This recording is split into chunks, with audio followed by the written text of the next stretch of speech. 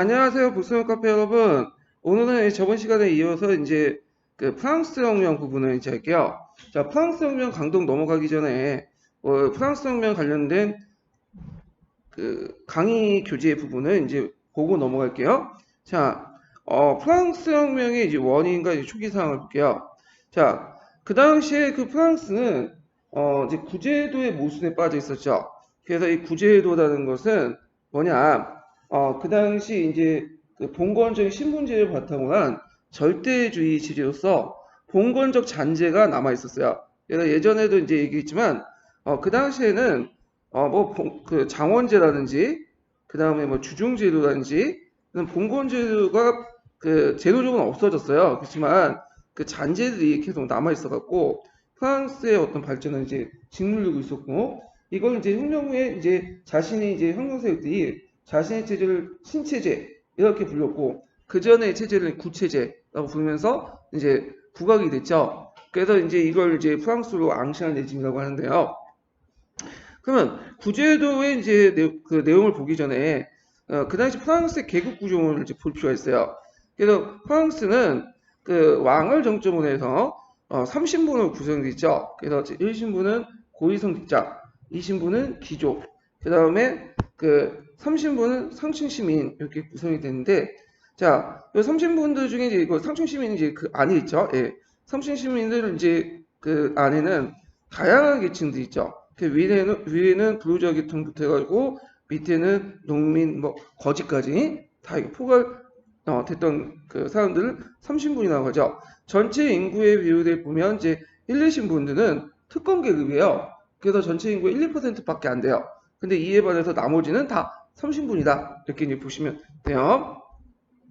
자, 그럼 구체적으로 그 계급별 이제 그 특징들을 볼게요. 자, 여기 보면 성직자 계급들은 독자적인 성직자 회의와 특수한 법정을 가진 조직체고요. 이 특수한 법정이라는 것은 교회 법정을 얘기하는 거죠. 또 각가지 면세 특권을 받게 된다. 그리고 토지 재산을 가지고 있고, 그 다음에 이제 뭐 여러 가지 봉건지대들, 대표적인 게 생산물지대 이런 것도 징수할 수 있고요. 그 다음에 10분의 1세를 또 징수할 수 있고, 11조도 징수할 수 있는 거죠. 그 다음에 교육과 구빈 사업을 독점하고 출판물을 검열했다. 그래서 교육 같은 경우에는 주로 종교, 학교 관련된 거고, 대개 이제 구빈 같은 경우에는 공적 구조를 얘기해요. 지금 공적 구조는 국가가 해주고 있죠. 근데 그 당시에는 그 교회를 담당했어. 예. 자, 그다음 귀족 같은 경우에는 제20분인데요. 이들은 전국의 토지 5분의 1을 가지고 있고요. 그 다음에 여러 가지 공공적 권리를 가지고 있었다. 그 다음에 타율을, 와 도로 부역을 면제해줬다. 면제받았다. 이렇게 기억을 해두시면 돼요. 여기에서 공공적 권리가 있다고 해서 우리가 장원제나 이런 것들이 존재했다라고 얘기하면 안 돼요. 이거는 이제 장원제나 농로 이런 것들은 없어져도 그 잔재들이 계속 남아 있었어요. 그래서 이 본거적 권리는 좀 이따 좀 더 얘기를 해드릴게요. 그 밑에 있네요. 예. 본거적 권리는 이제 여러 가지가 있어. 일단 명예특권을 지니고 있고요. 칼을 차고 있죠. 예. 그다음 명예적인 어떤 특권과 그 이거는 중복된 거죠. 수요권. 그 다음에 이제 군대, 교회, 재판소, 고위 독점권, 재정, 사법적 특권들을 가지고 있었다. 여러 가지 이제 예전에 그 자신의 농노였던 사람들로부터 선조가 예전에 농노였던 사람부터 여러 가지 뭐 생산물 지대나 이런 것들을 징수할 수 있는 권리도 있었다. 이렇게 보시면 돼요. 자, 귀족의 종류는 그 창건 귀족하고 범법 귀족으로 나눴죠. 창건 귀족들은 혈통 귀족이고요. 범법 귀족은 부르주아, 고등보호 출신들 귀족이죠. 자, 삼신분이 이제 그 있는데 삼신분은 되게 계층적 폭이 넓어요. 그래서 그 경제적 부에 따라서 그 소유에 따라 개설될 수 있는데 제일 위층은 부유한 부유주아 계층부터 밑에 거린 계층까지 다양한 계층으로 포괄되어 있었고요. 특히 이제 상층의 부유주아 계층들은 정치적으로 보면 특권 기준의 하위였고요. 정권으로 배제됐고 경제적인 길드의 잔존을 자본주의 발달에 저해됐었고요. 사회적 계몽주의 영향을 받았다. 그래서 이 부유자들은 자신의 경제적 부에 맞게 사회적 정치적인 어떤 지위의 대우를 못 받았어. 그러니까 이런 것들이 불만이죠. 그래서 예전에도 얘기했지만 어떤 체제에 불만을 갖고 있는 사람들은 이 거린들 같이 노숙자 같이 맨 밑에 있는 사람들은 아니에요. 이 사람들은 모든 걸 내려놨기 때문에 불만도 없어. 기대치도 없고. 근데 어디가 애매모호한 사람들. 그러니까 자기는 능력이 있다고 생각하는데 그 능력에 걸맞지 못하게 사회적 어떤 대우를 받고 있다. 걸맞는 대우를 받지 못하고 있다고 하는 사람들한테 불만이 생기는 거죠. 자, 그러면 농민을 볼게요. 농민은 30분 중에서 제일 많은 비중을 차지하는 사람들이죠. 인구가 증가되고 분화상속제로 해서 농민이 영세화됐다. 예. 그래갖고 이제 예전에 얘기했지만 프랑스 같은 경우에는 장자상속제라는 것은 별로 없어요. 근데 분할상속제야. 귀족이나 농민들. 그런데 영국 같은 경우 장자상속제가 확립돼 있었죠. 그 토지는 한 명한테 물려받는 거예요. 근데 여기에서는 이제 그 분할상속제 하다 보니까 농민이 영세화돼. 그래서 프랑스의 농업구조의 특징은 뭐냐면 강작이 아니에요. 강작이. 예. 주로 이제 소규모 농토를 가지고 있었던 그 농민들로 구성되어 있죠. 중소농민들로. 그래서 영국보다는 계층적인 어떤 그 양극화가 일어나진 않았지만 또 나름대로 또 뭐냐면 농토가 좁다 보니까 그 영세성을 계속 원하지 못했죠.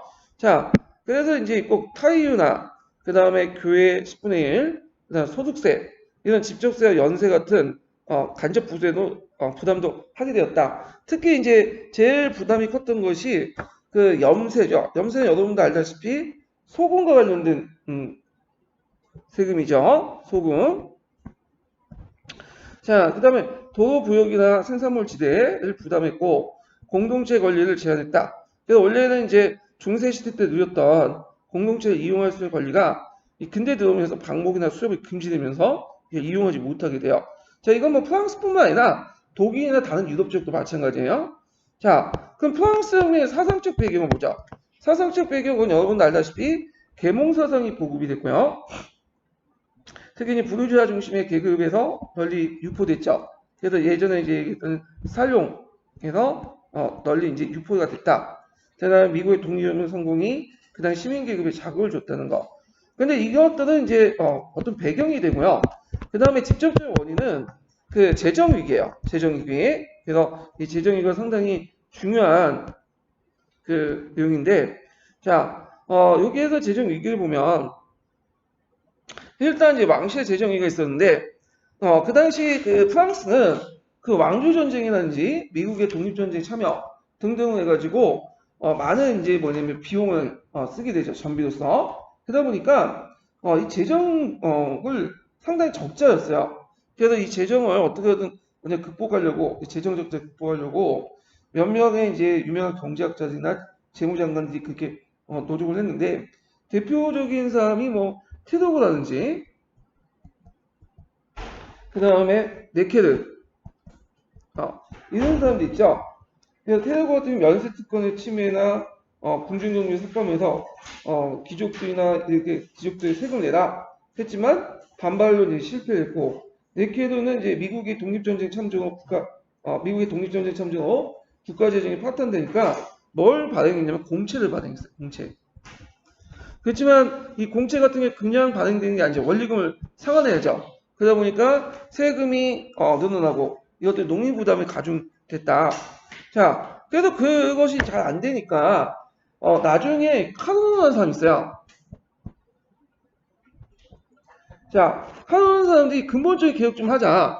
근본적인 개혁이 왜 그러냐면 상당수 지금 그 당시 거의 60, 70%그 토지를 가지고 있는 사람이 누구죠?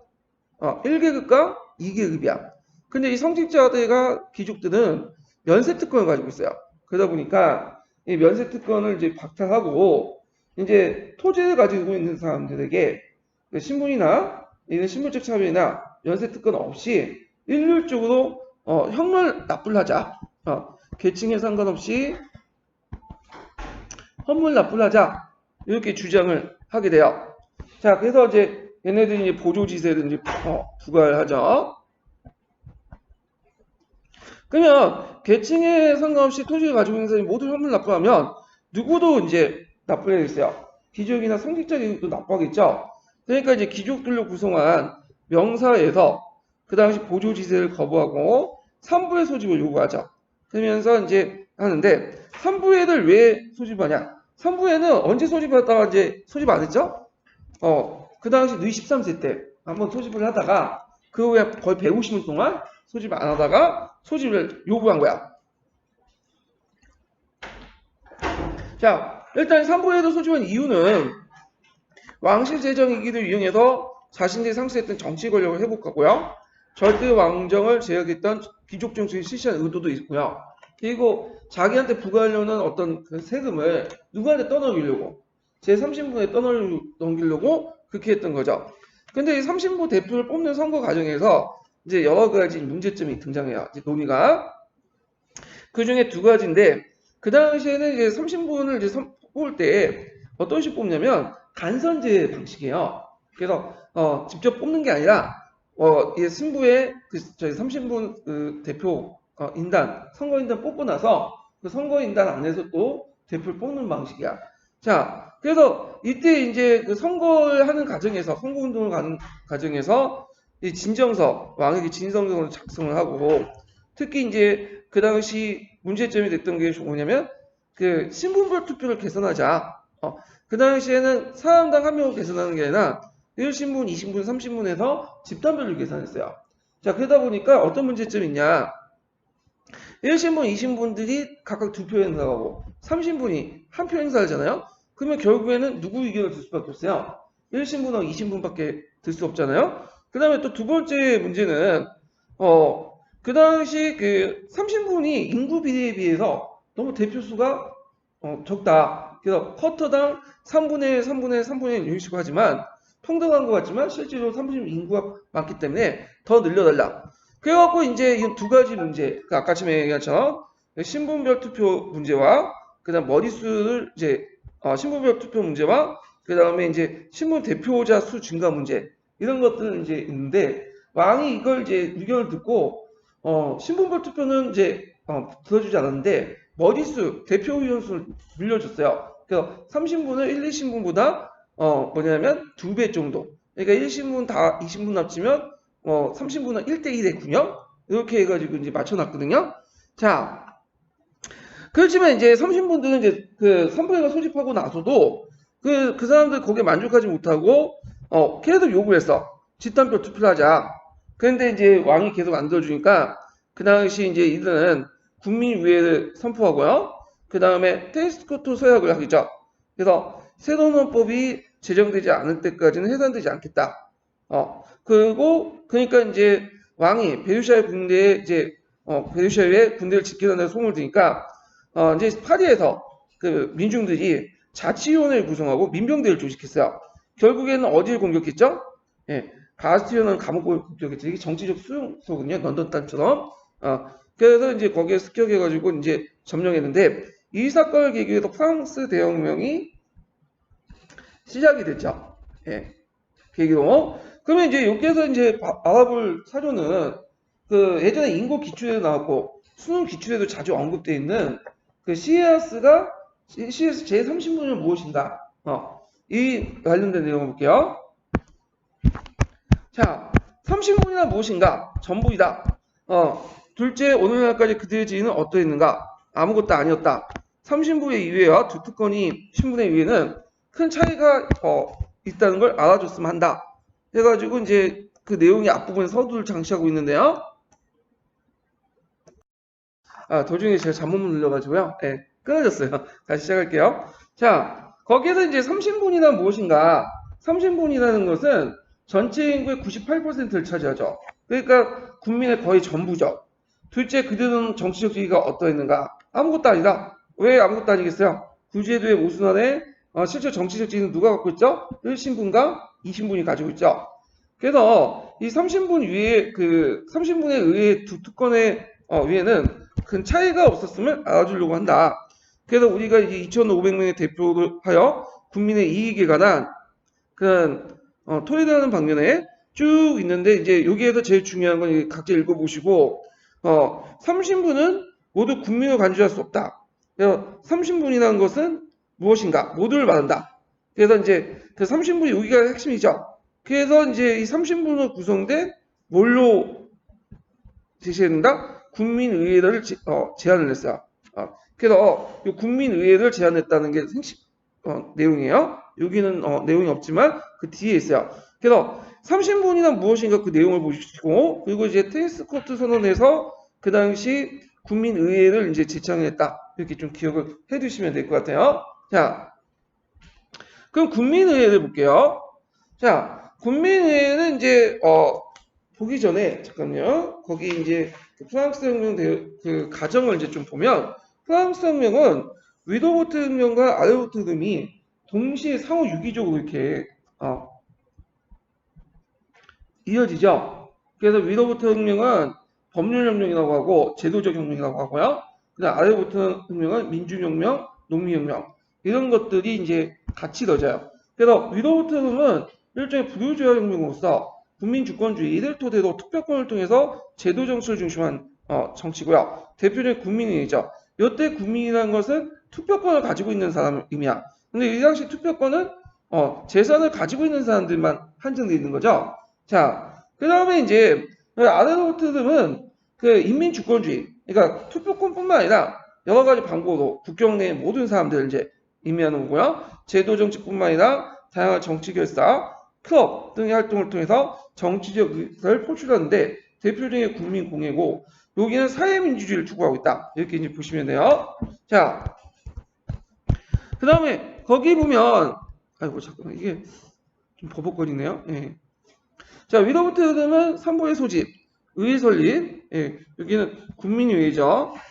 그 다음에 부르주아 혁명 이렇게 볼 수가 있고요. 자, 아래부터 흐름은 서로 유기적으로 연결돼서 바스티유 함락 사건이 이제 민주주의를 중심으로 했고, 그 다음에 이 당시 이제 의회가 설립하면서 각종 정치적 흐름도 만들어지면서 같이 뒷받침해줬고요.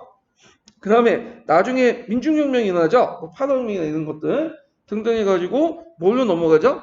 국민공회로 넘어가죠. 그래서 위로부터든가 아래부터든이 같이 일어났다. 자, 초기 그 프랑스 혁명 초기 상황을 보면요. 초창기 때는 바스티유 습격 사건이 나요. 그래서 자치위원회가 구성되고 민병대가 조직하고 도시에서는 그 다음에 폭동이 이제 일어나죠. 그래서 농촌에서는 폭동이 일어난다. 그래서 대공포 분위기가 조성하고, 그 당시에 대공포 분위기가 뭐냐면 귀족들이 그 뭐냐면 군대를 이끌고 우리를 죽일 것이다. 그럼 우리가 이제 죽기 전에 어떻게 귀족들을 먼저 죽여야 되겠죠. 그래갖고 영주의 적택을 습격하고 봉고문서, 그러니까 뭐 생산물 지대나 그런 것들 이제 기록되어 있는 봉고문서를 소각을 하죠. 그러니까 생산물 지대는 이미 국민의회 때부터 없어졌다 보시면 돼요. 그냥 사문화됐는데, 그다음 부유자 계층들이 그 아까우니까 거기다 이제 뭐냐면 유상 납부를 해놓은 거죠. 근데 실제로 그 의미는 없어요. 자, 그다음 농민폭동에서 봉건적 유상 폐지. 그래서 이 봉건적 유상 폐지는 이제 뭐냐면 농민폭동에 자극받은 부유자 계층들이 이들 폭동을 좀 무마시켜야겠다. 그래갖고 또 농민의 지지를 획득할 목적으로 봉건적 유상 폐지를 해요. 근데 왜 유상이냐? 그게 무상 폐지지. 그 당시 생산물 지대는 매매, 양도, 상속이 개요. 자체가. 그러니까 이제 예전에 그 귀족들이 몰락하고 나서 그걸 누구한테 이제 생산물 지대의 권리를 이제 징수 권리를 누구한테 갖다 팔았냐면 부르주아 계층들이 갖다 팔았어요. 자, 그러니까 부르주아 계층들이 생산물 지대, 본건적 지대 수치 권한이 있어. 자, 그러니까 그냥 주면 안 되겠죠. 어떻게 해야 돼? 돈 주고 뭐냐 사는 형식이죠. 농민들한테. 그래갖고 여기에서 이제 국민위회는 봉건제를 완전히 폐지한다. 봉건제 및 공납과 관련된 여러 가지 권리와 의무 중 물건이나 사람을 농노제에 묶는 신분적 예속 조항과 그들이 표시한 모든 걸 무상으로 폐지한다. 여기까지는 상징적인 거예요. 왜 상징적인 거냐? 아까 얘기했처럼 그 당시엔 봉건제도 없었고 장원제도 없었어요. 그렇기 때문에 상징적인 거고, 근데 실질적으로는 그 뒤에가 중요하죠. 다른 모든 거. 그러니까 이런 상징적인 봉건제나 어떤 장원제 같이 실제 폐지된 것들은 왜 그 잔재들 있죠. 그 대표적인 생산물 지대 이런 것들은 돈을 주고 다시 살 수 있다. 그래서 이걸 봉건적 그 유상 폐지라고 하죠. 그래서 이제 그 가격과 방법은 국민의회 결정할 것이다. 그 밑바닥에는 생산물 지대 자체가 일종의 뭐가 되는 거야? 자신의 사유재산이야. 사유재산이면 그냥 건드리면 안 되죠. 어떻게 돼? 정당한 방법으로 다시 사야지. 매매를 해갖고 지네들이 나도 돈 가지고 산 건데 왜 그냥 가지려 하냐? 그래서 이걸 이제 뭐냐면 이제 그 인권선언서에 맨 끝에다가 딱 명시해놨죠. 사유재는 신성 불가침한 거다. 이렇게 건들지 못하는 거 아주 절대적인 거다. 이런 식으로 명시를 해놨어. 근데 이제 아까쯤에 나왔지만 이런 생산물 지대 같은 봉건적인 어떤 잔재들은 그 이미 없어졌다고 보면 된다. 왜냐면 농민들이 안 내고 칼 들고 도끼 들고 막 또 내다고 하면 달려들 텐데 솔직히 징수할 수 없는 거죠. 예.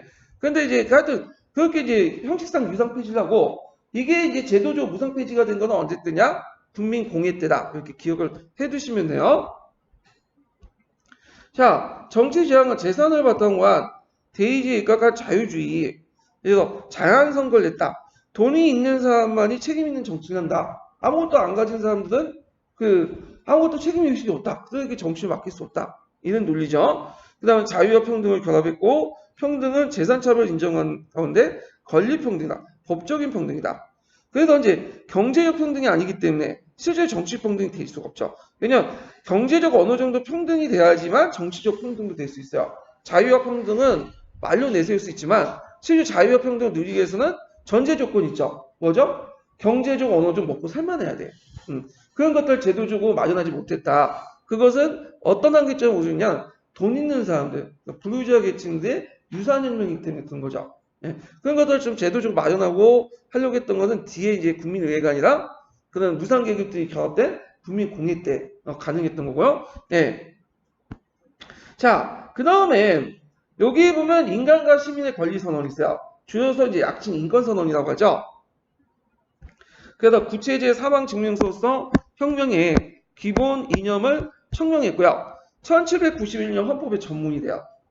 이게 이제 연도가 1789년이고 이것이 이제 헌법 전문 1791년 헌법 전문이 되는데 헌법 전문은 헌법이 있으면 그 앞에 그 전문이라는 게 있어요. 우리나라 헌법도 있죠. 그런 역할을 했던 것이 뭐냐면 인권선언서다 이렇게 이제 보면 되는데요. 자, 인권선언서는 국민의회 때만 있었던 게 아니에요. 뒤에 국민공예 때도 있어요. 예. 그래서 1793년에 헌법을 만들 때 마찬가지로 전문 역할을 한 인권선언서가 따로 있어. 그래서 이것도 인간과 시민의 권리선언, 약칭 인권선언이라고 하는데, 자, 그런데 이제 그건 잘 모르더라고요. 1793년 국민공예 때도 있어요. 그 내용이 판이에요, 이것도. 그래서 이번에 이제 새로 나온 서양사 강좌에 그 내용이 있어요. 1793년 인권선언서 있고, 저도 예전부터 그거 알고 있었어요. 그 예전에 일정연수 갈 때 서양사 교수가 그 얘기를 하더라고. 예. 그러니까 가끔씩 그 세계사 문제라든지 그런 것들 보면 수능 문제 보면 국민공예 때 인권선언서가 반포했다를 오다고 처리하는 경우가 있는데 그럼 잘못된 거예요. 예. 사실 팩트에 빠졌다고 해서 교과서에 빠졌다고 해서 존재하지 않는 건 아니에요. 자, 거기에 이제 보면 인간과 시민의 권리선언 되게 중요한데요. 아까 이제 그 미국의 독립선언서와 비교를 해볼 때 특징이 뭐라고 했어요? 1조, 2조, 3조 한글로 이렇게 달려있다고 했죠. 자, 일단은 1조 보면 인간은 자유로운 권리에 있어 평등하게 태어나고 그렇게 종속됐다. 사회적 차별은 오직 공공의 유용성에 근거요. 근거에 의해서만 이제 할 수 있다. 자, 인간은 자유롭게 이제 권리에 있어.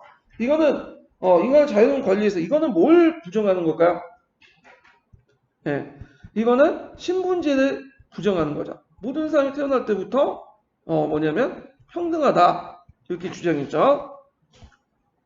자, 모든 정치적 결합의 목적은 인간 소유에 있으며 자유권의 보존이다. 그럼 여기에서 자유권이 있는데 자유권은 이제 그 내용이 있어요. 자유, 재산, 안전, 압제에 대한 정의다. 자, 여기에서 이제 볼 수 있듯이 자유권의 순서에서 제일 자유 다음에 그 재산, 소유권을 강조하고 있죠. 소유권이. 그리고 이걸 다시 한번 어디에서 또 강조하고 있냐면 17조 안에서 재산권은 신성 불가침한 권한이다.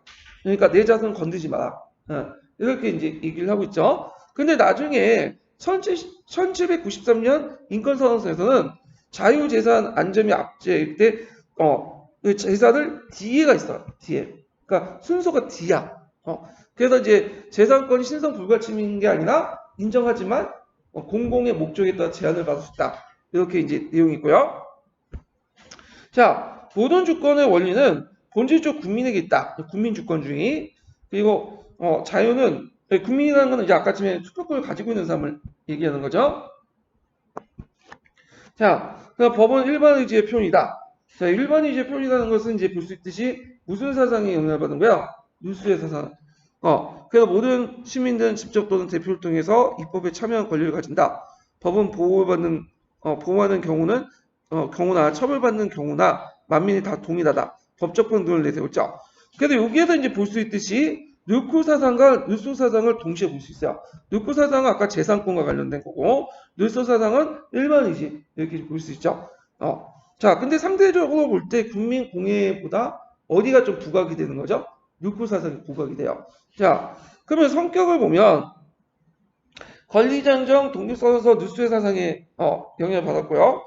구제도의 모순과 부조리의 타파할 지향이 있고 저항권, 그 다음에 국민주권, 언론, 출판, 신앙의 자유, 법적 평등, 실질 평등은 아니죠. 권리의 평등을 얘기하고요. 재산권 확인 이런 것도 있고 중상층 부자의 자연법 관념을 반영했다. 유성계급의 이익을 또 반영했고 자, 자연권의 보편적 적용을 통해 새로운 사회와 국가의 원리를 제시했고요. 이거는 이제 미국의 독립영서가 여성과 흑인을 제외한 것과 대비해 볼 수 있는 거죠. 자, 국민의회 개혁 볼게요. 보통 시험 문제 많이 나오는 것이 프랑스 대법원 같은 경우에는 국민의회, 국민공회, 그 다음에 인권선언서 내용, 아니면 그 앞에 이제 3부의 개최 이런 것들이 이제 많이 나오는데, 자, 국민의회 내용을 보면, 야, 일단은 행정구역을 정비했다. 행정구역을. 그래서 93개의 도를 구분하고 도는 다시 군과 시읍면, 자치제, 꽁으로 이렇게 구분을 하죠. 그리고 이런 지방제도를 바탕으로 해서 사법제도 개혁도 같이 얘기하죠. 그래서 예전에 사법제도가 관할구역이 서로 겹치거나 행정구역을 불이치했어. 근데 이제 행정구역과 그 사법구역이 일치되는 그런 것들을 만들었고요. 그 다음에 형식상 나와 있었던 길드를 폐지시키고 자 교회개혁을 해서 그 다음 교회제도를 몰수해서 그걸 바탕으로 해서 신화를 반영하죠. 근데 이거 너무 많이 반영했기 때문에 인플레이션이 유발됐어. 그래서 이렇게 이제 했던 거. 그 다음에 부르주아와 부유한 농민층을 서로 결합을 시켜서 그 당시 그 뭐냐면 이 교회 재산을 그 부르주아 부유한 농민층이 갖다 팔았어요. 그래서 그 부르주아 부유한 농민층이 서로 결합되면서 서로 이제 동일한 이해관계를 가지게 돼요. 그래서 초창기 농민층들은 상당히 가격했죠. 이 사람들이. 그다음에 근데 교회 재산이라든지 도망간 그 귀족들 재산을 빼앗고 분배하는 과정에서 농민들도 많이 갖게 돼요.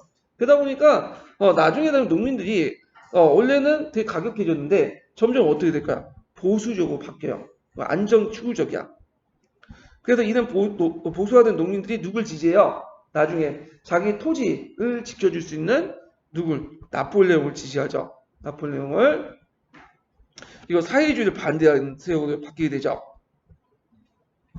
그러니까 원래 가진 게 별로 없는 사람들은 좀 가격하잖아요. 근데 자기가 좀 뭔가 있고 하면 어떻게 하겠어? 댓글 지켜야 되지. 가격하면 안 되죠. 그러다 보니까 사람이 이제 보수적으로 바뀌게 되는데, 자, 이 농민층이 그래. 그래서 프랑스 정치 발전에서 상당히 이제 늦었던 게 뭐냐면 혁명 후에 이 농민층이 점점 보수화됐기 때문이에요. 그래요. 자, 그 다음에 성직자의 공문화. 그래서 예전에 성직자는 어디에 속했죠? 교황에 속했죠. 근데 이걸 국가 소속으로 바꿔. 국가가 이제 뭐냐면 성직자에게 월급을 주고 성직자를 통제를 하게 되죠. 그래서 이제 그 과정에서 이제 뭐냐면 성직자 민사 기본법을 만들었는데 성직자 민사 기본법은 뭐냐면 성직자 선출 과정에 국가가 봉급을 지급하고 그 다음에 이제 성직자 이제 될 때 선서를 하는 거야. 그래서 누구한테 선서하는? 교황한테 선서하는 게 아니라 국가에 선서를 하는 거야.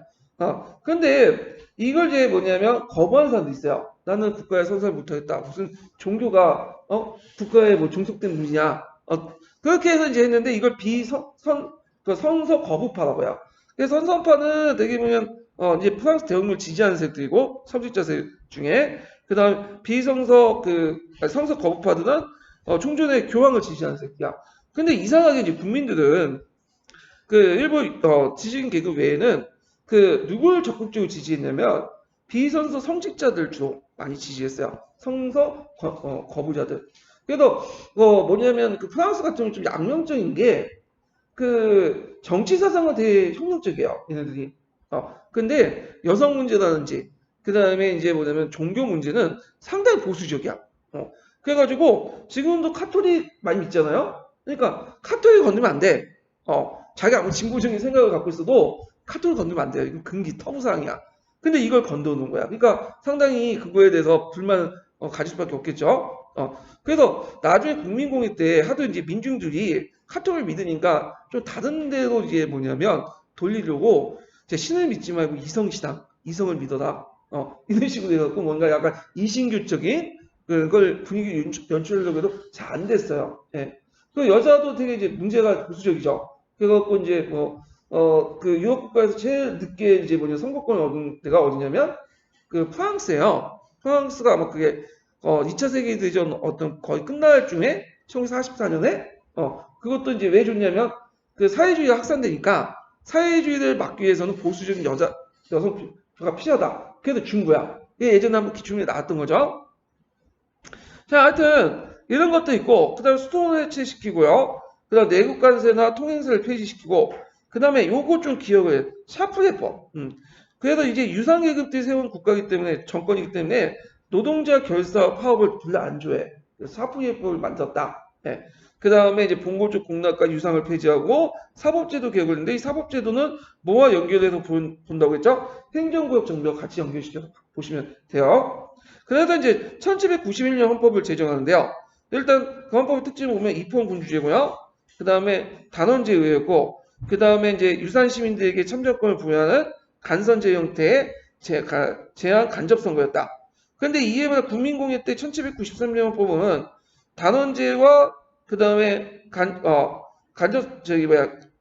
제한 선거가 아니라 단원제 무슨 선거죠? 보통 선거죠. 물론 실시하지 않았지만 그 헌법이 자 그래서 이런 내용도 이제 파악을 해두시면 돼요. 자 그 다음 장 넘어가서요. 자 보면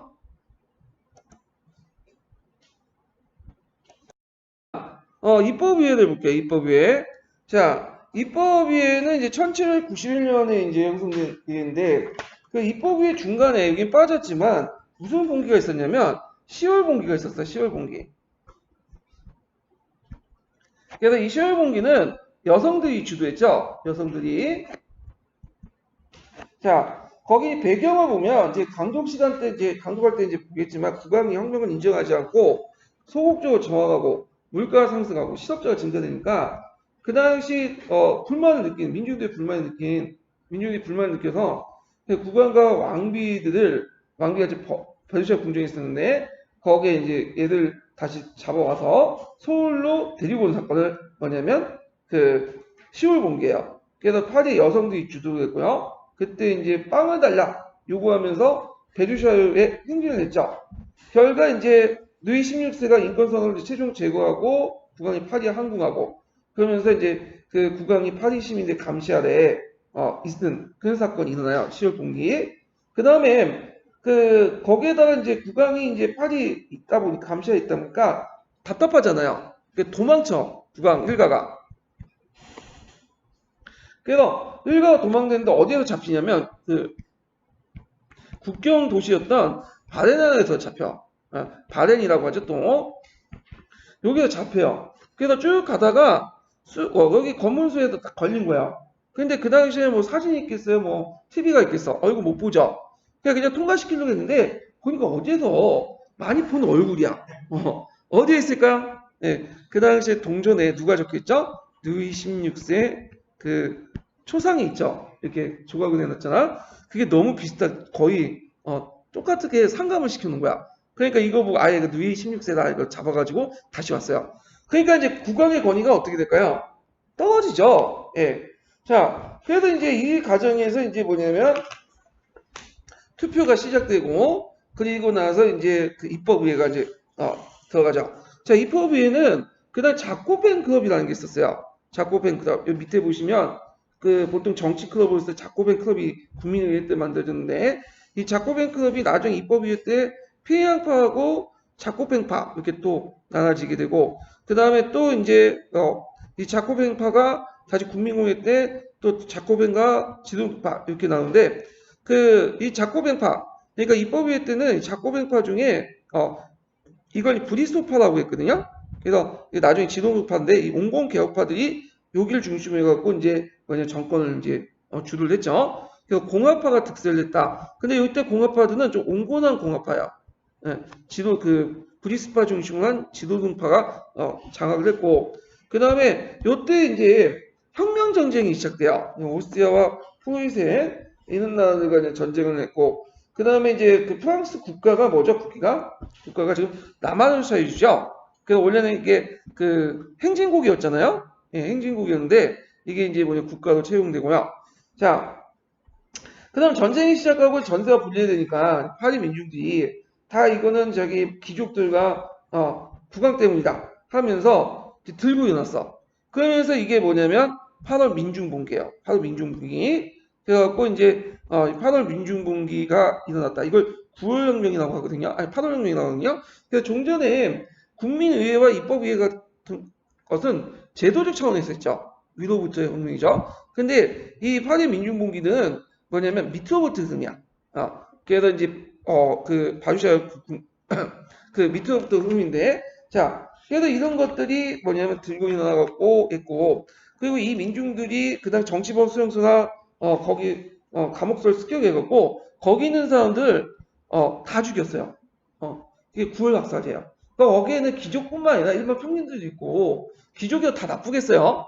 예. 근데 깔끔히 이제 뭐냐면 대량 수청을 시켜버렸죠. 그래서 9월 학살이 일어났다. 그 다음에 이제 이 과정에서 발매에서 크게 전투에 이기고요. 그 다음에 왕권이 정지되고 입법위회가 해산되고 보통선거를 통해서 국민공회가 구성이 돼요. 자, 이거 보통선거 주의할 것은 1793년 헌법에 의한 게 아니에요. 이거든요. 이거는 그 전에 이제 임시적으로 그냥 한 거야. 그러니까 보통선거는 모든 사람들, 성인 남자들 대상했기 때문에 많은 민중들이 어떻게 해요? 대표 들어가고 민중들이 지지하는 정치가들이 많이 뽑히겠죠. 그러면서 누가 부각이 됐냐면 요때 좀 가격파였던 자코뱅파가 부각이 돼요. 요때 자코뱅은 앞에 입헌위원회에서 두 파로 또 나눴는데 이제 자코뱅이 남아있고 딱 지도파가 이제 분리다 나가요. 그러니까 이제 온건파들 따로 나오고 가격파만 이제 남게 되는 거예요. 그래서 이건 성격이 바뀌어져. 요때는요. 자, 그러면 여기에서 국민공회를 기점으로 해가지고 지도동파하고 자코뱅파의 특징을 볼게요. 자, 지도동파는 상대적으로 이제 부유한 부유자 계급들을 대변하고 있고요. 그 다음에 중앙 집권보다는 그 각 지방의 자치를 인정하는 가운데서 연방주의 세우는 연방주의 이런 것들을 강조해 지방 자치를 강조한다. 그다음 경제적 자유주의를 포방했고요. 전쟁 수행 능력이 좀 부재했고 민중들을 별로 안 좋아했어. 쌍키스트 같은 민중들을. 그래서 사회적 위협 세력으로 인식을 했고 그래서 사회 질서를 유지하고 합법성을 유지하려고 했는데 이에 반해 자코뱅파는 좀 달라요. 자코뱅파는 되게 이제 또 온건파, 중도파, 그 다음에 산악파가 있어요. 그러니까 자코뱅 중에 제일 가격한 파가 산악파야. 산악파는 왜 그러냐면 그 당시에 이제 국회는 어떻게 되어 있으면 여기가 비정 이석이 있고 그 발언대가 있고 이런 식으로 방사성으로 이렇게 자리가 배치되어 있어요. 그 중에 이제 위에 있는 앉아 있는 사람들이 되게 보면 가격파들이 앉아 있어. 산악파들이라고 불려. 위에 있다고 해서 그래갖고 이제 이 산악파인데 자 하여튼 자코벤과 특히 이제 산악파들은 부르주아 출신이요. 부르주아 출신인데 지도동파와 달리 부유한 부르주아가 아니라 소시민들과 민중들과 연결된 좀 약간 못 사는 부르주아예요. 예. 그 다음에 중앙집권, 연방주와 다르게 중앙집권을 주장했고 통제경제, 그 다음 민주주의 이런 것들을 주장했죠.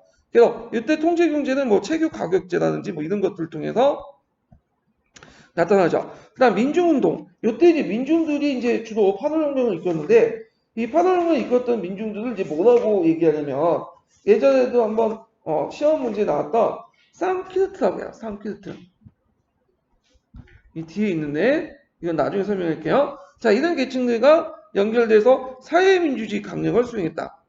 그 앞에 있는 국민의 자유민주주의죠. 근데 이건 사회민주주의야. 사회민주주의라는 것은 오늘날 유럽사회처럼 뭘 강조하는 거야? 복지, 이런 것들을 강조하는 거야. 그리고 국가가 적절하게 어떤 사유재산이라든지 그 다음에 공공의 이익에 따라서 어떤 주도적인 역할을 강조하는 거죠. 자, 그 다음에 민중의 독자적 조직화, 정착을 시도했다. 물론 이거는 이제 초창기 때 얘기고요. 나중에 국민공회가 이제 시작되면서 시간이 지나면서 작고뱅파하고 산크리트의 관계가 점점 멀어지게 돼요. 이건 뒤에 좀 얘기할게요. 자, 그러면 국민공회를 볼게요. 자, 국민공회 이제 과정을 보면 일단 루이 16세를 채용하고 제1차 대불동맹이 이때 결성돼서 했는데 전세가 역전돼서 프랑스가 패배를 하죠. 그 다음에 프랑스가 국민공회 초기 때 약간 혼란을 느끼게 돼. 위험을 느끼죠. 러시아를 제한 모든 나라가 교전 상태 도입하고. 근데 이제 국민공회 중후기 때 넘어 유연군이 크게 승리를 하죠. 그리고 프랑스 국경 밖으로 이제 공격을 해서 1차 대불동맹이 폐기됐다. 이렇게 보면 돼요. 그래서 대불동맹은 그 당시 프랑스 혁명과 나폴레옹을 거쳐갖고 그 당시 그 프랑스를 제외한 유럽의 여러 나라들이 맺었던 프랑스를 대항하기로 맺었던 동맹이야. 그래서 이게 1차부터 해서 7차까지 맺어졌거든요. 그래서 이제 그 내용들 파악을 해주시면 되고요. 자, 그러면 이제 인연관계를 볼게요. 자, 아까 얘기한 것처럼 이 당시 이제 그 국민공회는 그 사회민주주의를 지향했어. 사회민주는 그 복지라는 개념이 들어가 있죠. 오늘날처럼 항의 평등, 그러니까 결과의 평등이나 법적 기회 평등만 그런 게 아니라 이게 균등한 소유에 입한 평등이야. 그래가지고 이건 상케트 이념이 반영되어 있는데 상케트는 이제 보면 원래 상키르트라는 말은 어디에 나왔냐면 키르트가 없다는 뜻이에요. 상이라는 건 프랑스어로 없다는 뜻이고요. 키르트라는 것은 그 당시 다리에 이렇게 조여주는 게 있어. 귀족들이 이제 입고 다니는 건데 이걸 없이 그냥 우리가처럼 헐렁하게 기단을 이제 헐렁하게 있는 걸 상키르트라고 하는데 되게 민중들, 수공업자, 그 다음에 일반 상인 이런 사람들 얘기해요. 그런데 이제 상키르트 계층이 어떤 특정한 계층도 포함되지만 그런 이념을 공유한 사람도 다 같이 포함돼요. 그러니까 자기가 귀족이라도 쌍키트 이념을 공유하면 이 사람이 뭐냐면 쌍키트가 된 거야. 오늘 강남 좌파처럼. 예. 그래서 이 쌍키트 사람들은 어떤 생각을 갖고 있냐면 일단은 사유재산을 인정해요. 사유재산을 부정하는 게 아니에요. 이 사람들은. 근데 사유재산 인정하지만 빈부의 차이는 인정하지 않아. 극심한 빈부의 차이는. 이건 이제 뭘 느꼈냐면 그 당시 영국의 산업혁명이 일어났죠. 산업혁명이 나니까 그 계층이 이제 양극화되고 빈부의 차이가 크잖아요. 그리고 이제 그 과정에서 이제 그 수공업자들이나 직무업자들 몰락한 걸 보고 나니까 이들은 이제 이런 기기야, 산업혁명 이런 것도 반대하고 사유재산 인정하지만 이게 너무 크면 안 된다. 그러니까 빈부의 차이가 크지 않도록 국가가 적절히 통제는 할 필요가 있겠다라고 주장한 거야. 그럼 이 사람들은 실존 자유와 평등을 누리기 위해서는 어느 정도 경제적 평등도 있어야 된다. 경제적인 조건도. 그래서 못 먹고 못 사는 사람들은 예전엔 방치했어. 왜 방치했어? 이건 개인의 문제야. 국가 간섭할 뿐만 아니죠. 걔 자신이 뭐냐면 게으르고 그런 사람들 왜 우리가 도와줘? 그런 식의 논리인데 이때부터는 이제 국가가 뭐냐면 적절한 최저의 수준을 뭐냐면 유지하도록 삶을 유지하도록 공적 부조를 해줘야 된다. 그래야지만 뭐 실제 자유와 평등을 누리지 않냐. 자, 그래서 이제 이런 것들을 강조하죠. 그래서 이런 것들이 이제 그 상케이트의 사람들의 생각이 뭐 누이 부양킹 사상이나 이호혁명, 후호 등의 사회주의와 무정부주의에도 영향을 줬다. 이렇게 이제 보면 되고요. 자, 그다음 민주운동과 혁명정부의 결합으로 대의제에 극한 부유주의와 자유주의 틀을 타파했죠. 이때 대의제라는 것은 이제 선거를 통해서 제한 선거를 통해서 대표를 통해서 이제 하는 형태죠. 근데 이걸 타파하고 혁명의 완수는 민중주의뿐만 아니라 인간 해방의 스타일은 연구혁명을 제시했다. 그래서 여기에서 끝나는 게 아니라 각국으로 이제 뭐냐면 확산시키고 영구히 그걸 진행해야 된다. 이렇게 주장하는데 자 민중주권, 인민주권이죠. 이 인민주권 예전에 했을 거예요.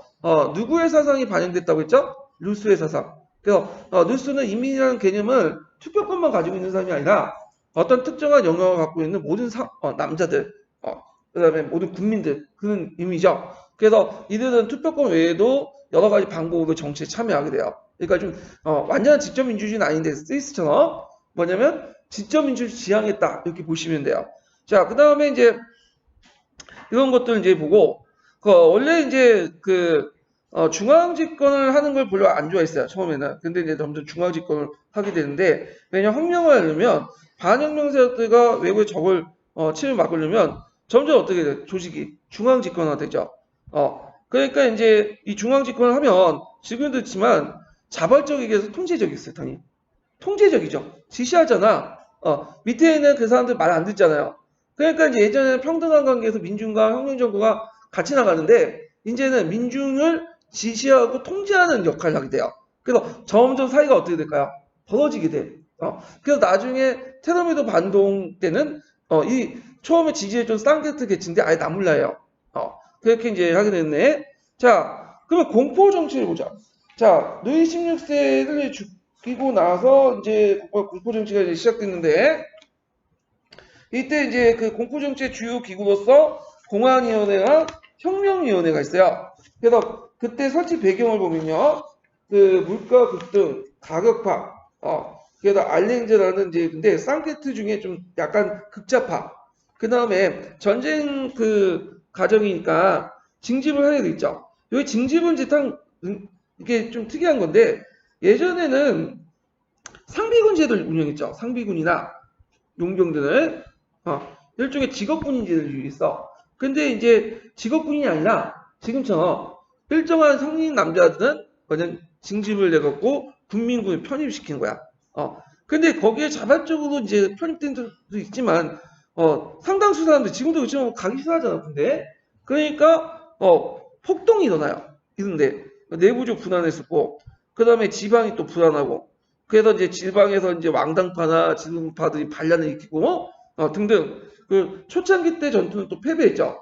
그래서 이제 내부의 적을 먼저 처치하자. 그래갖고 이제 지도동파를 수청하고 그다음에 아까 전 왕과 왕비를 수청하고 근데 왕비는 이제 말이 안 따랐죠. 그래서 오스트리아 왕녀였던 근데 이 여자가 이제 예전에 뭐 관련된 무지권을 제가 본 적이 있거든요. 보니까 상당히 불쌍하더라. 무식하긴 좀 약간 정치에 관심 없고 무식하긴 맞아요 여자가. 근데 우리가 알고 있듯이 뭐 사치스럽다 그런 것도 아니었고 그다음 우리가 이제 잘 알고 있듯이 뭐냐면 그 민중이 빵을 요구하니까 빵이었으면 뭐 고기나 먹어라 이런 식으로 말을 했잖아요. 그 말 한 적 없어요.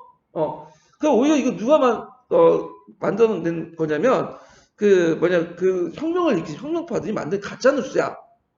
근데 그걸 이제 믿고 이제 오스트리아 여자 하면서 막 시대가지고 얘를 죽였는데, 물론 이 사람이 무능하고 정치에 관심 없는 거는 맞지만, 무식하고 정치에 관심 없다고 해서 이게 죽을 죄는 아니잖아? 예. 자, 하여튼, 그렇게 있고, 그 다음에 자코벤당이 이제 주도권을 장악했죠. 그래서 이제 그때 뭐 혁명위원회, 공안위원회, 보안위원회, 이런 것도 있었고, 혁명재판에서 단심제도 해가지고 사용을 시켰다. 그래서 이제, 이렇게 해서 그 단두대에 목이 잘려간 사람들이 되게 많았다. 자, 그럼 민중 간의 관계를 볼게요. 초기에는 협력 관계였어. 근데 나중에 엘베파 수청과 방통주 보루로 관계가 이제 점점 멀어지게 돼요. 또 이제 약간 이제 점점 중앙 집권화되고 뭐냐면 지시 통제를 하다 보니까 이제 사이가 더 멀어지죠.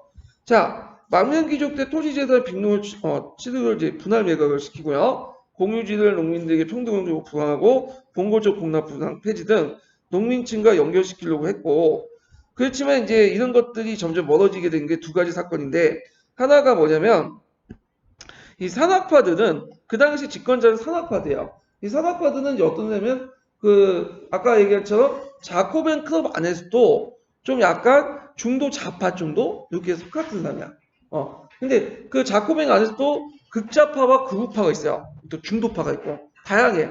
그 중에 극좌파는 이제 누구냐면 여기 이제 그 엘베르파야. 엘베르파. 근데 이 엘베르파를 극좌파들을 처형을 시켜. 그리고 나중에 이제 극우파도 처형시키고요. 근데 이제 엘베르파가 누구하고 연결돼 있냐면 쌍케르트 계층과 연결됐어요. 그러니까 쌍케르트 계층과 연결된 엘베르파를 수청하다 보니까 이제 민중들과 관계가 어떻게 될까요? 소원해질 수밖에 없겠죠. 거기다가 이제 방통주법이라고 해서 반응용 용의자들, 거기는 귀족들도 있을 거고, 그 다음에 이제 또 누구야, 그 지도동파도 있을 거고, 뭐 그 다음에 억울하게 수청당한 그 사람도 있겠죠. 그 토지들 몰수해서 빈곤한 예국자들에게 분배하는 그런 것들인데, 되게 이 비고자 예국자는 쉽게 말해서 그 어떤 사람, 도시 빈민층, 산케이트 계층, 파도혁명에 참여했던 사람들 이렇게 했지만 하다가 보류했어. 그러다 보니까 프랑스의 파리에 있는 산케이트 계층과 유대가 어떻게 될까요? 약화되죠. 그래서 이렇게 엘베파 수청과 방통주법 보류를 통해서 산케이트와 유대가 점점 약화되기 시작한다. 이렇게 기억을 해두시면 될 것 같아요. 자, 그 다음 장 넘어가서요. 보면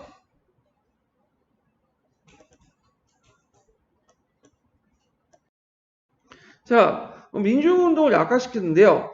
일단 최고의 존재의 예배를 거행했고요. 그러니까 이성숭배 이런 것들을 이제 강조해. 그래갖고 이거는 민중들이 뭘 믿고 있으니까 카톨릭이라는 것을 믿고 있으니까 이걸 좀 약화시키기 위해서 그렇게 했던 건데 일종의 이신교의 한 일종이에요. 이렇게 보시면 돼요. 이제 성공하지 못했죠. 그 다음에 이제 쌍게이트 총회를 폐지시키고 혁명군을 해체하고 국민군을 편입시키고 쌍게이트군을 해체하고 국민군을 편입시키고요. 쌍게이트 공문화 그래서 쌍게이트 계층 중에 일부를 뽑아서 공무원을 시켰대요. 그래서 일종의 빠리꼬문들 그러니까 민중들의 자치적인 빠리꼬문을 순치시키려고 한다. 네, 이렇게 이제 보시면 돼요. 그래도 이제 국민공의 말기 때는 거의 민중하고 끈이 떨어져 나갔다. 이렇게 보시면 되겠죠. 그러면 그 앞에서 이제 언급했던 91년, 89년 그 인권선언서가 대조된 그 93년 인권선언서를 볼게요. 93년 인권선언서를 보기 전에 93년 헌법을 볼게요. 일명 자코뱅 헌법이라고 하죠. 자, 어때 자코뱅 헌법이 공포할 때 동시에 93년 인권선언서를 발표했어요. 이 93년 인권선언서는 93년 헌법의 뭐죠?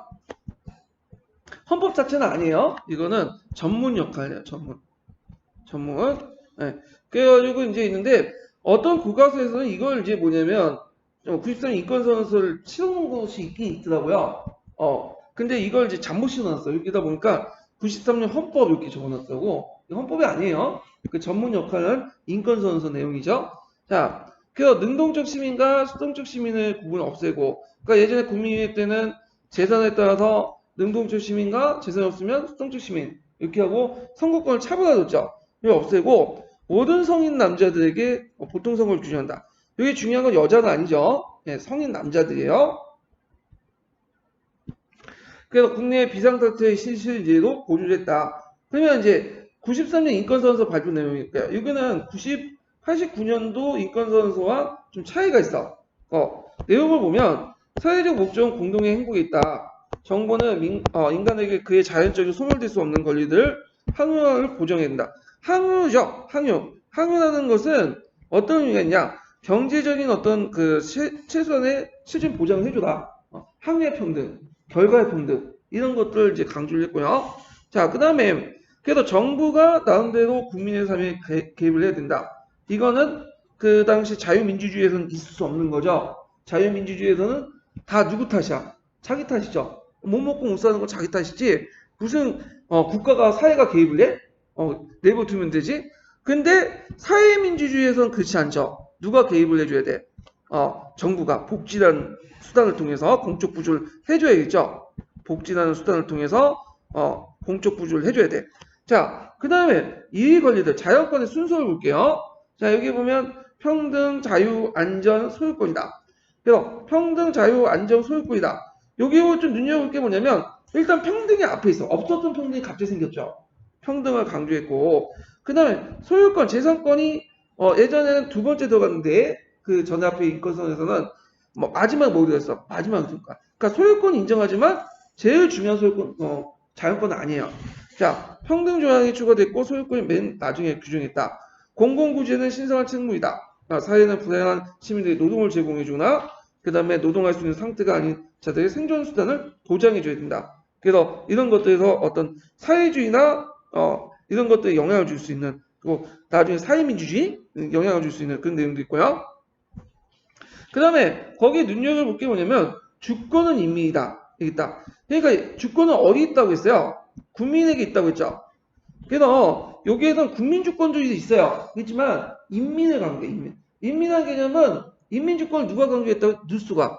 그래서 누스가 인민주권을 강조하고 그 다음에 이제 인민이라는 개념은 프랑스 국경 안에 있는 모든 사람들을 인민이라고 하죠. 성인 남자들 이를 인민이라고 하죠. 그래서 그것은 단일화가 불가분하거나 소멸로 양도할 수 없다. 아까 했지만 인민주권의 특징이 뭐라고 했죠? 불가분 뭐죠? 불양도 특징이라고 했죠. 그래서 자기가 직접 행사를 내죠. 그래서 직접 민주주의 이상을 제시했다. 투표권 외에도 여러 가지 방법 정치에 참여를 주장을 한 거죠.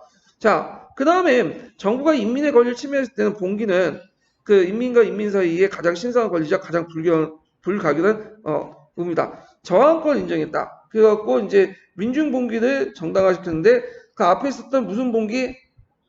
8월 봉기를 정당화시켰죠. 8월 봉기. 자, 그 외에도 되게 많아요. 그래서 예전에 93년법하고, 93년 인권선언서 내용하고 89년 인권선언서 내용을 비교한 게 나왔어, 예전에.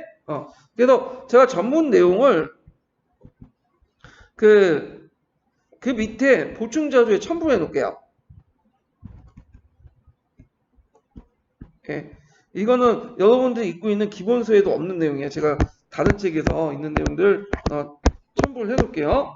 자, 그 다음에 예전에 시험 문제 나왔던 것이 뭐냐면 최고 가격제야. 이거 되게 중요하죠. 자, 최고 가격제는 누굴 보호하기 인 거야? 인플레이션 상황에서 소비자를 보호하기 인 거죠. 그래가지고 그 당시에 전쟁 상황이다 보니까 물가가 뛰었어요. 그래서 그들을 보호하기 위해서 소비자를 이제 보호하기 위해서 했던 건데, 그래서 물가 폭등에 항의한 벨베르파의 압력에 맞서가지고 물가와 임금 통제, 소비자 보호를 위해서 했다. 결과는 이걸 또 혁명정부의 합법성을 유지하고요. 그렇지만 이제 민중들의 어떤 직접 민주주의 이상을 포기했다. 왜냐하면 민중들이 자발적인 것을 포기하고 정부가 위로부터의 물가 통제를 했잖아. 그런 것들에서 이제 의미를 볼 수가 있죠. 그 외에도 미터법, 혁명법, 혁명력, 그 다음에 징발제, 아시나의 강제 유통 이렇게 있는데 거기 좀 눈여겨볼 게 뭐냐면 그 혁명력이에요. 혁명력. 그러니까 이거는 우리가 12월 달로 나눠서 쓰잖아요. 그래서 이제 그레고리 역이라고 하죠. 율리우스 역을 바탕으로 해서. 근데 이제 그게 아니라 혁명론에서는 각 계절마다 뭐냐면 그 내용을 이제 이름을 갖다가 붙이는데 그때 그 이름은 우리가 생각한 1월, 2월, 3월 이런 것들이 아니라 방드미에르, 브루메르, 프리메르, 방투즈, 그다음 테르미도 이런 식으로 갖다 붙여. 많이 들었죠. 그래서 그 당시 그 나폴레옹 시대나 뭐 프랑스 혁명 시대 중요 사건들 이런 것들 갖다 붙이는데 그 달을 붙여. 그래갖고 대개 보면 가을에 3달, 그 다음에 겨울에 3달, 그 다음에 봄에 3달, 그 다음에 이제 여름에 3달 이런 식으로 해갖고 이렇게 해갖고 12월달 나눠가지고 한 달 30일, 일주일에 7일 아니라 10일이에요. 그리고 연말은 5일마다 후일, 연말 5일은 후일이야. 다 노는 거야, 그냥. 되게 좋죠? 그래서 12월 25일부터 30일까지 노는 거예요. 자, 그래서 이제 그 달의 기후와 계절적 특징을 붙인 건데, 요거는 프랑스 대혁명 시기만 딱 사용되고 없어졌어요. 그러면 지금까지 남아있는 게 뭐냐면 미터법이야. 미터법. 우리 지금 미터법 쓰고 있죠? 그 미터법이 요때 만들어진 거야. 그럼 미터법이 왜 일반화됐냐? 프랑스 혁명만 끝났으면 미터법 일반화되지 않았어요. 그걸 일반화시킨 사람이 누구냐? 누구겠어? 나폴레옹이죠. 나폴레옹이 정복하는 과정에서 유럽 각국의 미터법을 강제화시킨 거야. 그래서 그 당시 뭐 센티미터 이런 단위를 다 일반화시키는데 나폴레옹이 지고 이제 물러난 후에도 이게 편하거든. 그러니까 계속 사용하게 되고 영국의 그러니까 제국주의 정책을 통해 유럽 세계가 확대되면서 우리도 뭐가 된 거야? 미터법 쓰게 된 거야. 그러니까 어떤 표준이나 기준을 정한다는 거는 뭐가 있어야 돼요? 전체 신이 있어야 돼요. 신. 지금도 세계 표준과 기준, 기수의 표준 다 누가 정하고 있어요? 미국이 정하고 있잖아.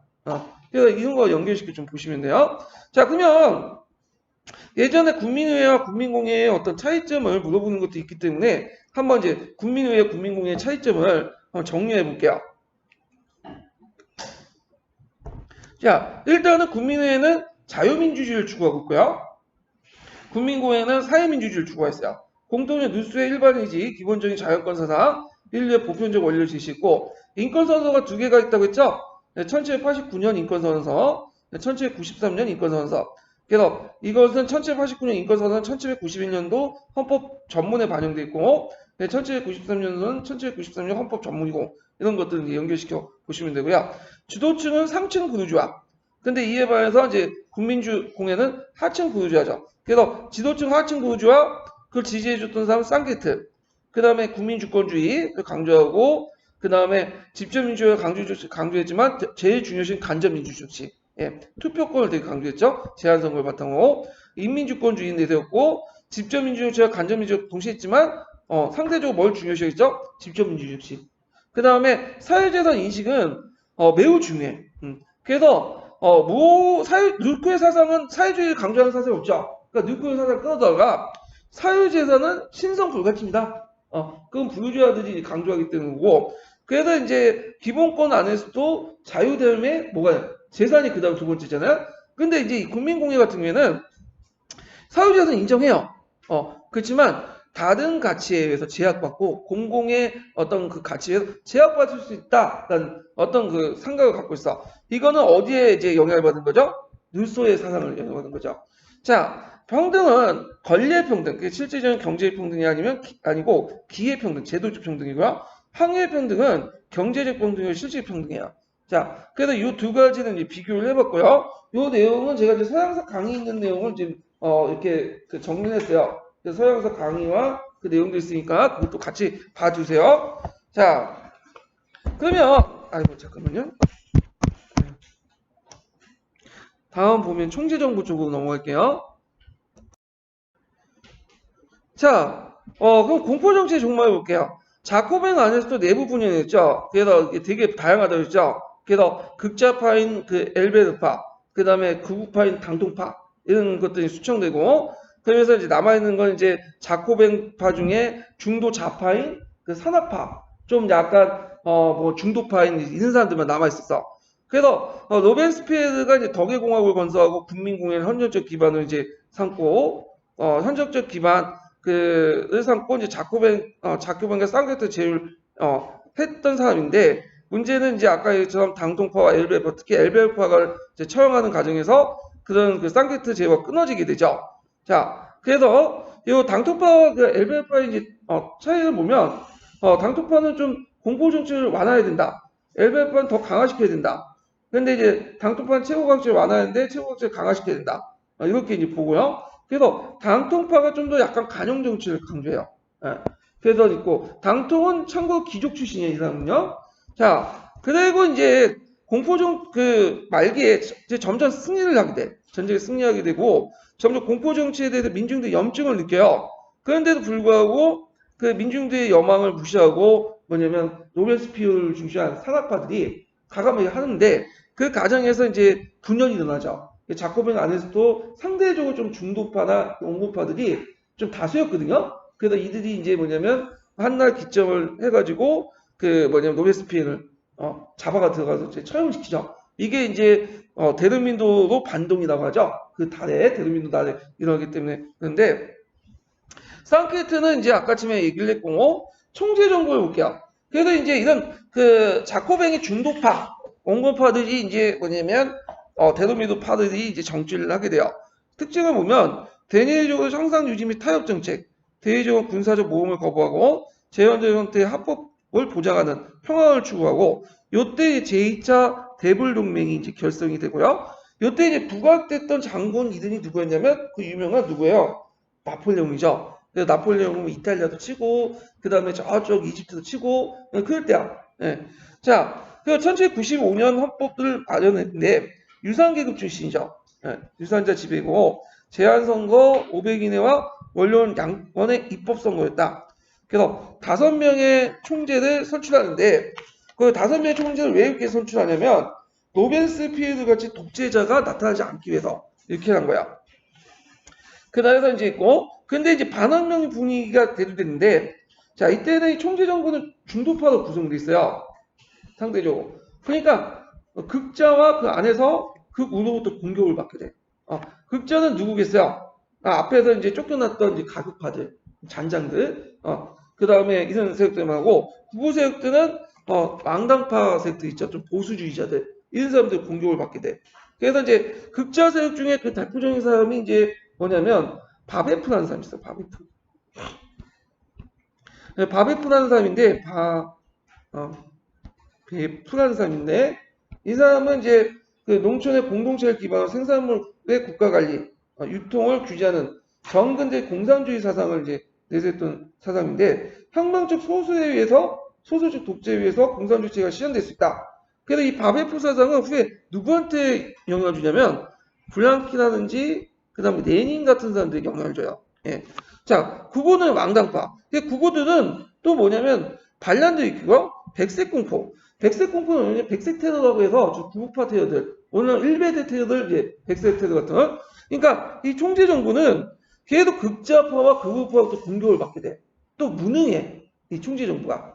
그러니까 극자와 극우부터 계속 공격을 받고 하니까 그 위기를 돌파하기 위해서 뭘 이용하냐면 군대를 이용해요. 군대를. 그래서 군대를 이겨서 친위 쿠데타를 일으켜. 그래서 정부를 한번 갈아엎고 그냥 좀 분위기 셋이 난 다음에 또 이렇게 나가고. 그런데 이런 쿠데타가 나폴레옹의 쿠데타를 일으킨 게 아니에요. 그 당시에는 여러 쿠데타가 있었는데 최종적으로 이제 나폴레옹도 뭐냐면 쿠데타를 일으키죠. 그러면서 총재 정부를 마무리시킨 거야. 그래서 이 쿠데타를 뭐라고 하냐면 브레마르 쿠데타라고 해요. 브레마르. 그래서 이제 이렇게 했는데 그 당시 나폴레옹이 등장했는데 이 나폴레옹 그 당시 되게 인기가 있었거든요. 그래서 그 당시 부르주아 농민들은 자기 재산을 지키기 위해서는 무능한 총재 정부보다는 누가 낫다? 카리스마 있고 능력 있는 나폴레옹을 지지해줬던 거죠. 자, 그래도 이제 프랑스 혁명의 의의와 가점 볼게요. 이게 예전에 한번 시험 문제 2차 기출문제 나왔는데 최근 추세하고는 좀 많진 않아요. 이게 뭐냐면 간점이나 이런 것도 이제 시험 문제 안 나오니까 보면 정치적으로 절대 왕조 타파, 시민계급의 권력 장악, 국민적 통합, 그 다음에 경제적 봉건적 잔재를 제거했고 자본주의 발전을 촉진했고요. 토지를 재분배하면서 뭐냐면 새로운 계층들이 형성이 됐죠. 그래서 그 당시 농민이나 부자들이 이제 뭐냐면 토지가 증가됐고 그 과정에서 신명사층이라든지 농민층이 점점 보수화됐다. 자, 사회적으로는 그 잔재, 봉건제 잔재였던 신분제가 전 타파됐고요. 그 다음에 그 사상적 봉건적 사상 타파, 계몽사상 확립 이렇게 볼 수가 있고요. 자, 프랑스 혁명의 연구 내용인데 요거 예전에 한번 시험문이 나왔거든요. 그냥 보세요 이거는요. 최근 추세는 안 맞아. 뭐 어떤 관점이라든지 이런 것들은 있고 쓰는 건 나오지 않았을까? 이런 게 있구나 하고 넘어가시면 될 것 같아요. 예. 자, 그러면 이제 나폴레옹 하기 전에 이제 한번 또 강독을 한번 보죠. 서양사 개론인데 자, 요거 개론은 좀 쉬었다 할게요. 예.